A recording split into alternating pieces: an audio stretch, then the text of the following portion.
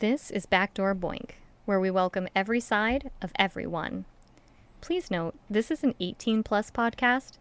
It's time to put in some earbuds if you don't want to answer awkward questions from your children, family, or friends. I'm Kayla, a certified relationship and intimacy coach. And I'm MJ, and I brought the lube. In this podcast, we explore the behind the scenes of a weekly wellness topic reviewed on our YouTube channel. Our goal is to help you feel good, be naughty. Thank you for checking out our After Dark, After Hours podcast. You can find more information, including our YouTube channel, social media accounts, events, Discord, and products at boinked.com. That's www.boink-ed.com. Now, let's get in that back door. Do I need to come closer to test? You don't... Yeah, that's good. That's fine. Test your titties? Test my patience? I do not have any of that today. I've noticed. So for our listeners, I should warn you that I am feeling feisty. I'm ready. You ready? Are we ever ready? Guess what? Guess what we have?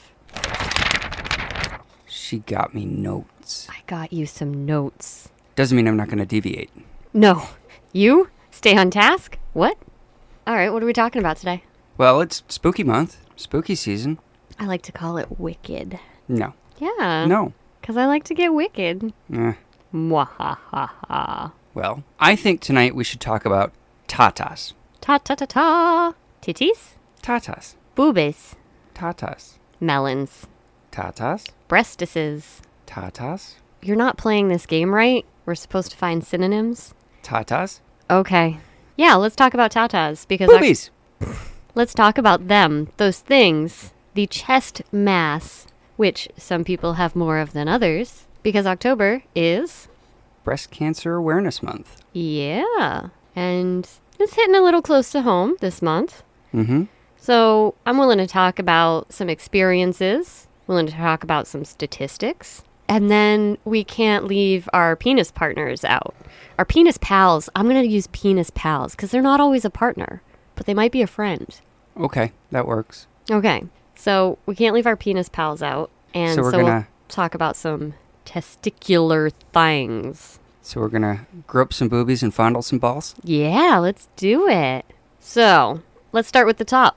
Terry, The top of your head is not very hairy. You are pretty bald. quiet you. No, we're going to start at the top, like tops off, like chicka boom, chicka boom. Did you know 1 in 8 women in the United States are diagnosed with breast cancer? 1 in 8. 1 in 8. I know 3 of them. You know 3? But you know more than 8 women. I do. I know 4. 5. I said women, not ladies. Oh, yeah, I know a lot more. You know a lot of, yeah, okay. But 30% of all new cancer cases in women, back as of 2021, will be breast cancer. 30% of cancer found detected ends up being breast cancer related for women. That seems like a lot. It does seem like a lot. That's more than a third of cancer related thingies. Mm-hmm. That's depressing. Cancer's depressing. This is true. So we're going to have to try extra hard. Sorry. No. Dark topic. No, it's going to hit some people because of 1 in 8. Mm-hmm. But I am going to share my experiences about it and hopefully demystify some of what people go through. Mm-hmm. So before we do that, though, Okay. does breast cancer only affect women? No. Oh, correct. But I got a question for you. Uh-oh. Does testicular cancer only affect men? It only affects the biological male species. Yes. Now, that being said, What about prostate cancer? same. Oh, you had to stop and think about that one. I did, because I am one of those people that strongly believe that the prostate is the male version of a G-spot. So I'm like, wait, can you get G-spot Fair enough. cancer? Well, cervical cancer, but also ovarian. Mm-hmm. So I would compare that to the testicular kind of thing. Okay. But apples and oranges. Apples and oranges. Both are fruits, arranged differently. Who are you calling a fruit? You're a fruit. Well, we know that, but that's neither here nor there. You ask. So if somebody in the family has it, the chances increase. But that being said, so yes, you're more Susceptible? susceptible. But it doesn't mean you're going to. Right. Only about 10% of the patients that are diagnosed have it in their family history. So that's 90% Okay. of people diagnosed with breast cancer have no breast cancer in their family history, to their knowledge. To their knowledge. I was going to say it wasn't that long ago that doctors' offices and hospitals weren't talking to each other. Correct. Now everything's in this huge... Database and... Yeah. So that being said, it can be difficult for some people to have family history, adoption, losing parents, that sort of thing. So in my case, today marks about 1 year since they discovered a lump in my left ta-ta-ta-ta. So I just came back from my second appointment. And what we're doing in my case, it started when I had swelling, painful swelling in my armpit, and it would come and go over the course of months. And so they referred me for a mammogram and did find a lump. Through the mammogram and ultrasound, they were able to determine it wasn't a cyst or anything like that. But because of my age, they would like to assume that it's benign. So we have opted, I say we, it was really the doctor's decision. I was told this is how it's going to be. Biopsies are painful, and in your age group, not worth it. So we're going to monitor it for 3 years. If after 3 years there are no changes, we will consider it safe. So I'm on to year 1, and that involved checkups every 6 months for ultrasounds. And now I'm on to once a year. Unless you feel a change. Yeah. I'm supposed to be doing the exams. I can help with those. Ooh, I love that you're making grabby hands at me. But they look kind of like duck bills. Can you just like massage a little more? No, not nipple tweakers. No, we're not doing titty twisters. Purple nurples. None of that. We're not tuning Tokyo. You are no fun. Massage. Well, individuals with breast mass should be examining themselves once a month. Ideally, 7 to 10 days after their menstrual cycle. Doesn't hurt to practice in the shower, though. No. Just get in and grab a feel and Cop a feel. move it around. And That being said, as somebody with breast mass, it is... probably not as pleasant as having somebody else do it for you. No, not just that. It's lumpy. Yeah. Like, I honestly couldn't tell you. I never would have found it on my own if I hadn't gone for the mammogram. I have no idea what I'm looking for. There's some harder stuff behind the nipple, and then there's some squishy stuff behind that. I don't know. And then there's the ribs, and then, yeah, I just... So what are we talking? Like a bag of rice in water? No, you felt my breasts. Oh, My yeah. breasts do not feel like a bag of Okay. rice in water. I mean, but what are we looking for? So we're looking for a harder little nodule. In my case... So like a pea? A frozen pea? A frozen pea would be a good example. Okay. In my case, I think it's about a centimeter. So just shy. Well, which side of the ruler are we using? We're using the CM, the correct Oh, measurements. correct measurements, Yes. Yeah. So it's about a centimeter. Okay.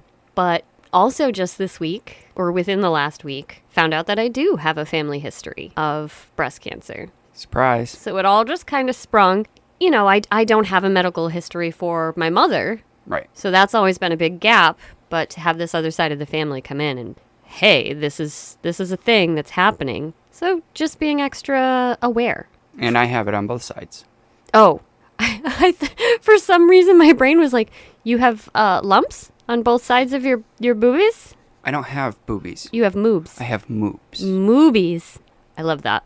All right. I mean, the good news is 8 out of 10 times the lumps are benign. So as much as I would love to just biopsy it and be sure, A, I hate needles, and B, statistically, I don't need to put myself through that. Right. The mammogram experience was interesting, though. Ooh, was it? Yeah. I don't know. I think I might actually dislike the ultrasound more. All right. So the mammogram experience is they put you in this little closet and tell you to take off your shirt and your bra, if you're wearing one, put everything in a locker, wear this robe. And the robe's kind of scratchy, but whatever. And then they take you into this room with this giant machine that has these 2 plexiglass plates. Right. And they want you to put your boob one at a time on it. And then the machine turns. So it squeezes things, it releases, and then the machine turns. So it can squeeze them horizontally, can squeeze them vertically. And that's not even the worst part. I mean, the boob squeeze is fine. Okay. I'm a masochist, But okay. it's not terribly painful anyway. Uncomfortable. It's uncomfortable. What the worst part is I got a full body Reach around? Yeah, I got a full body reach Gotta around. reach around? Yeah, and this lady, this much older lady, was like lifting what little boobage I have and trying to like stretch it out and place it on the plexiglass.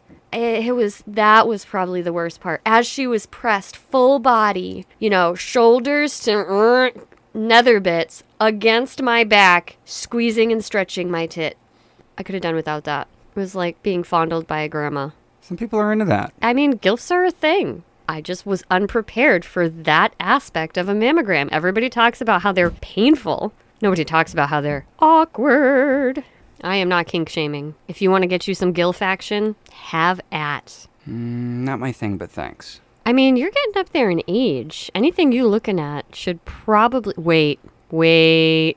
I don't want to throw myself in the gilf category. I am not old enough, technically. Anyway, can we get back on topic? I don't like where this is going. Titties. Tatas. Isn't there a song with a whole bunch of synonyms? Yeah. You and your son used to sing it. Not me. He. He loves him some boobies. All right. We don't want to leave the penis pals. I love that. Okay. We don't want to leave the penis pals out of this, though. They sound like they should be going off camping and tying knots and earning merit badges. I don't know about that. You had me until the merit badges.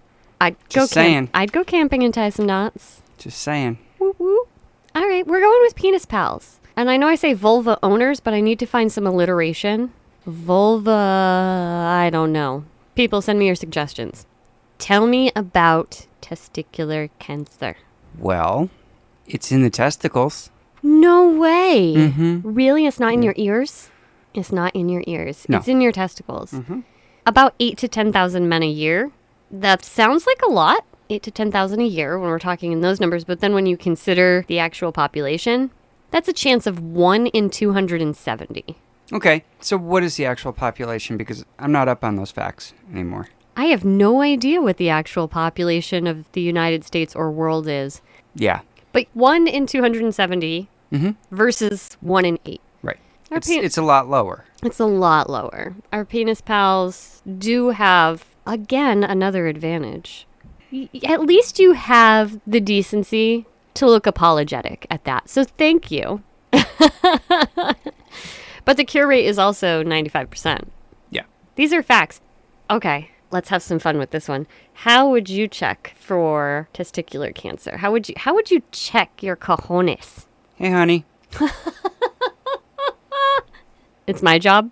It's your job. It's my job to check. Everybody heard it. She just admitted it. It's her job. It was a question, not a statement. Sounded like a statement to me. There was a slight influx. I think I need to be checked twice a day, minimum. Oh my God. You don't even like them touched that much. No, I really don't. You really don't. You're like, it tickles. Ee. Need a firmer grip, I guess. Oh, now I'm getting tips recorded and broadcast for everyone to hear. Firmer grip. We'll come back next week and see what he thinks of my firm grip. See what you think of mine. Uh-oh. Okay. Two can play that game. Mm-hmm. So what are you going to do? You're going to play bop it with your junk? Twist it, pull it, bop it? No. I believe the doctors recommend, gently taking it, holding it, and rolling it between your thumb and forefinger. Oh, that's weird. Or 4 fingers. And you're feeling around for, like breast cancer, you're feeling around for something pea-shaped or rice-shaped. On the actual testicle inside the scrotum. Interesting. Testicles feel weird. I'm going to say it. They feel like medium boiled eggs floating around in soup contained in a Ziploc bag. That sounds about right. That's... And I do always worry about breaking the medium boiled eggs. I don't even want to imagine that. No. That sounds extremely painful. Yeah, I don't want to imagine popping the egg. No. I've seen videos. Why No. would you see No. it? Why? Ooh. No. Oh. Just Don't Google it, people. no. Don't. Don't Google it. One guy, one jar. Don't Google that either. Please. I don't know. Why would you do that? Why would you do that to them? Because somebody will Google it and then they can share in my pain, but really you don't. No, it's not even funny. It's just so disturbing. All right, so these are things not to Google. Mm-hmm. And how to check your boobs and how to check your scrotum. Am I checking my scrotum or am I checking my testicles? You're checking your testicles by fondling your scrotum. Mm-hmm. Yes. Yeah. So tell me more. Have you had a prostate exam No, I'm not yet? old enough. How are you not? What age? I'm not old enough. What age do they start that at? 45, 50. Oh, so you're Yeah. borderline. I think it depends on your doctor and your family history. So if your doctor's feeling frisky and wants to stick something up your butt. He better buy me dinner first. Oh, okay. As compared to. And I'm a cheap date. As compared to the vulva owners who I think we're up to every 3 years have Oh. to go and get this little tiny rake. Going for a tune-up? Is that what you think we're doing in there? Dusting the cobwebs? What? Oh my Oh. no. The look on your face was priceless. That was terrible. That was so rude. If there are any cobwebs down there, it is your effing fault. Excuse me? Yup. Excuse me? Yup. My fault? You heard me. No. If there are I any have a headache. I'm too tired. Yes, we'll go with those stereotypical lines. When have I ever given you... Okay, if anybody's too tired, if anybody in this house is too tired, it's both you. of us. It's both of us. Yeah, I'm up at 4:30. I'm in bed by 8:30, 9 o'clock. Yep. You're up at 9. half 8, 9, Yep. and you're up till 1 or 2. 1 or 2 in the morning. Yep. You could come to bed early. I'm not Yeah. going to bed at 8:30 at night. I'm not saying 8:30 at night. Let's not have a bedtime debate on our recording. Oh, come on. No. Then how am I going to check you for breast cancer? You know what is a really good time to do that? And something that I recommend to couples, if they have the space? Showers.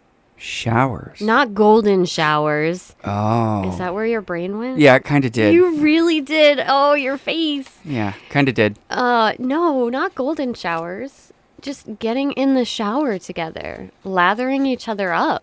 We're conserving water. It's fine. The kids, I don't know about the kids don't that. need to. No, we probably don't when we do it. But that used to be our thing. Yeah. Even in the tiny one-person Shower stall in the bathroom of our first apartment, that was terrible. But it is a great way to be intimate without necessarily Getting it on. getting it on. Mm. Just shower sex is difficult, man. Unless you have the old people tub with the grab handles and the steps. Oh, yeah.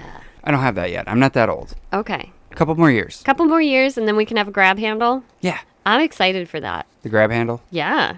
We can just put a whole bunch all over the walls so we have options.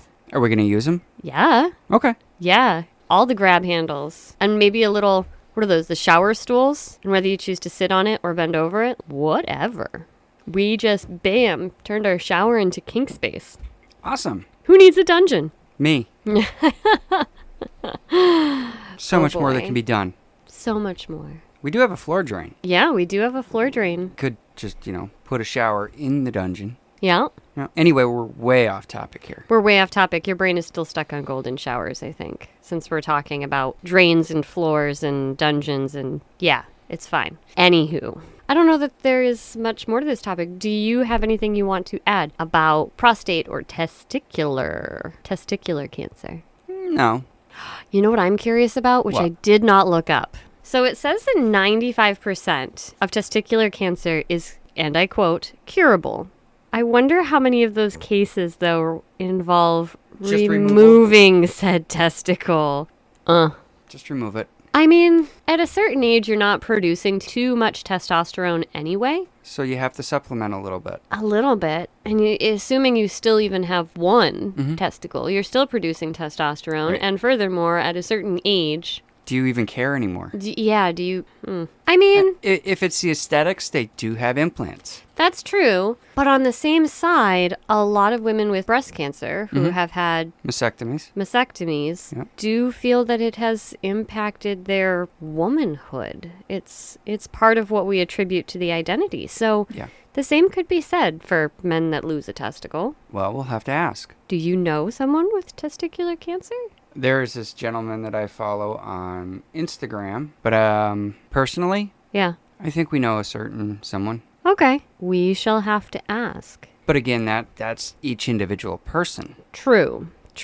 I would be curious to know, even one person, if they felt that it impacted their identity, their confidence, more than just the hormones that the body is producing from that area. I would think it would. I suppose. Even just a little bit, even that little voice in the back of your head. I wonder, though, for those identifying as female, that cisgender female that have mastectomies, it's a little more obvious walking around without that breast mass, as opposed to a cisgender male walking around with one or no testicles. Right down around the corner, there is a bra shop for ladies, cisgender females, that have had mastectomies.